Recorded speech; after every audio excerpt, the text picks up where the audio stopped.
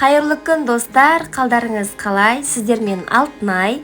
Бүгін сіздерге 30 минутта ашитын, өте дәмді әрі жұмсақ болып пісетін бауырсақтың рецептімен бөлісемін. Каналыма тіркелмеген болсаңыз, каналыма тіркеліп, қоңыраушаны басып қойыңыз. Қоңыраушаны басып қойсаңыз, мендегі видеолар шыққан кезде ең бірінші болып сіз көресіз.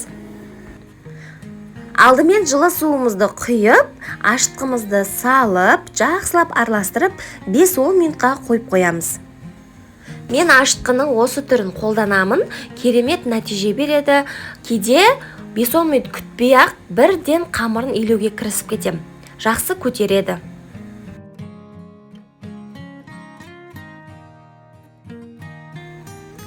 Енді тостағымызға жылы суымызды құйып, үстіне тұзымызды, қантымызды және жаңағы ашытқымызды салып, жақсылап араластырып аламыз.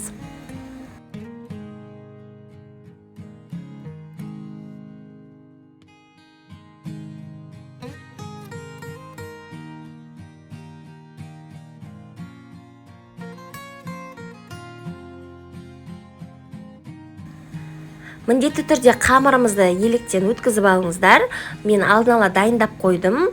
Содан кейін бірден барлық ұнды салып жемеңіздер. 2-ге 3-ге бөліп салыңыздар.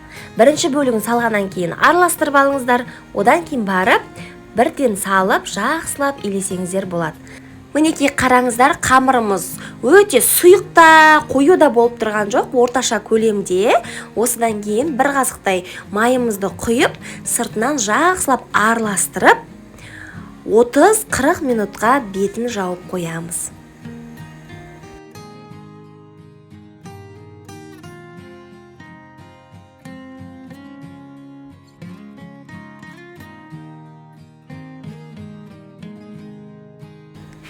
Осылай салафанмен бетін қымтап жаптым, ауа өткізбейтіндей шетінен ауасын шығарып жібердім.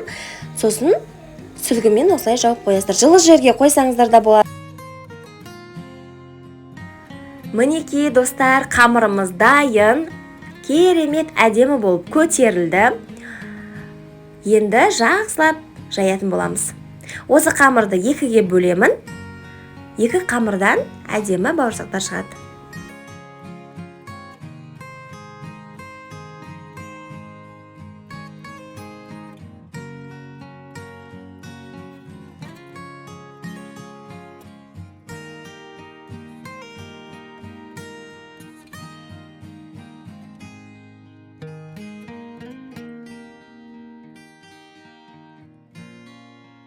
Өте жұқа етіп жайып тастамаңыздар.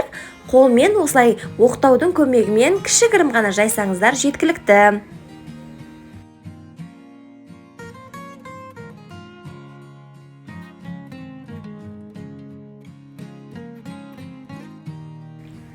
Домалақ етіп те кессеңіздер болады. Осылай 4 бұрышты ромбик ретінде кессеңіздер де болады, өз еріктеріңізде.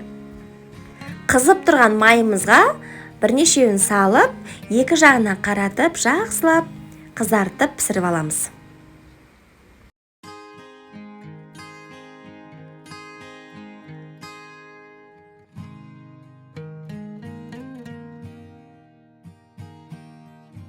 Мінекей достар, бауырсақтарымыз дайын, дәмі де иісі де керемет, жұп-жұмсақ.